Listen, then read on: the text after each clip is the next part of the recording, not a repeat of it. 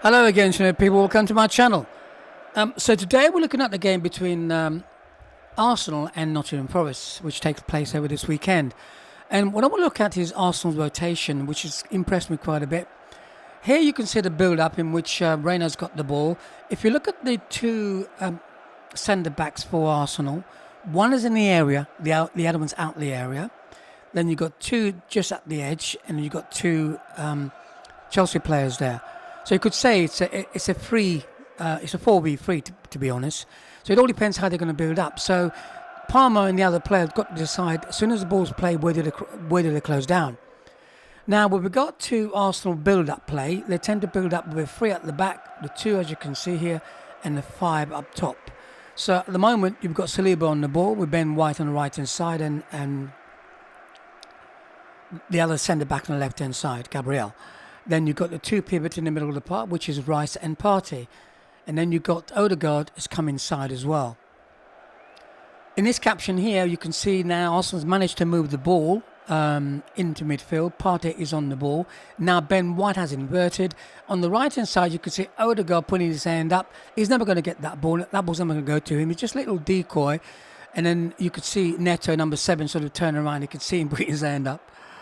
On the left-hand side, it's a 2v2 with Timber gone right high, and then you've got tugging the line is Martinelli. Now, here again, it's this time you can see, if you look at the back there, it's like a diamond shape. You've got top of the diamond. The bottom of the diamond is Saliba. Top of the diamond is Rice. Right-hand side and left-hand side, you've got Gabriel on the left-hand side, and Partey is now on the right-hand side in the 3. Then on the right-hand side, you can see on the wing is Ben White. Now, you've still got Odegaard putting his hand up. On the left-hand side, you've got Timber in between the right back and the centre-back. Then you've got Martinelli on the left-hand side. The rotation again, look what Havertz is. Here you got Gabriel on the ball. And it's the same one. Here you got Odegaard is coming nearer now. Again, the rotation with Partey. He's putting his hand up. Again, he's never going to get that ball because obviously the ball is going to the left-hand side, or it might come back inside to Saliba. Now, here Odegaard has come all the way around. He's went into that box. The box is made up of Gabriel, Rice, Partey, and Saliba. Now, if you look at the runners at top left-hand in the picture, now they've actually probably not going to play. There's no one in the middle of the park, which means that ball might go left, or did it go left? Can't remember. I think it did. So you got Timber and Martinelli making runs, which attracts the centre back and also the right back. Here, what's happened here? Partey is moved into the back, into defence. What happens is the 2 centre backs, which is Saliba and Gabriel, they're split. So what happens? Partey gets in that middle, and the ball can either go to Saliba and it goes to White, and they can play from there. Again, if you look at the middle of the park, they haven't gone towards the ball. They've gone away from the ball. The pivot in the middle now, which Havertz and Odegaard, that's where they've come. Now, about Nottingham Forest, what's their tactic with the ball and without the ball? Now, their tactic with the ball, they actually play 3 at the back and they build up. But what they want to do is to overload their midfield in a line, as you can see here. And then the 3 up top. On the left-hand side, they normally have Hudson-Odoi. And now, if he gets the ball, he can come inside.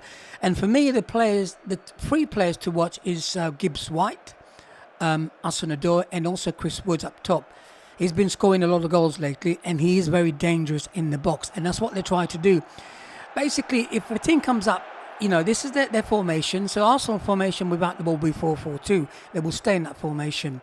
Now, what do Forest do without the ball? Their formation without the ball is a 3-4-3. Here you can see with an aggressive press. They tend to press if they see one person on the ball.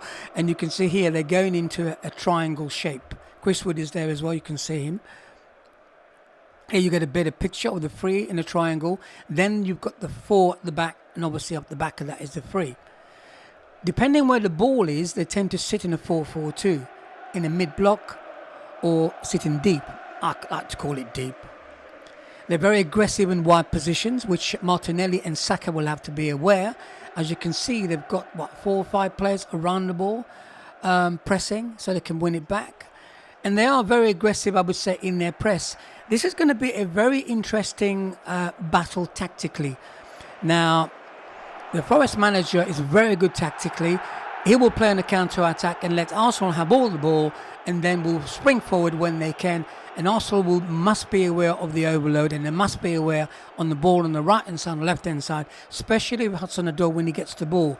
You must force him wide down the line to make sure he doesn't come back on his right foot. Anyway, that's it from me. Peace and out.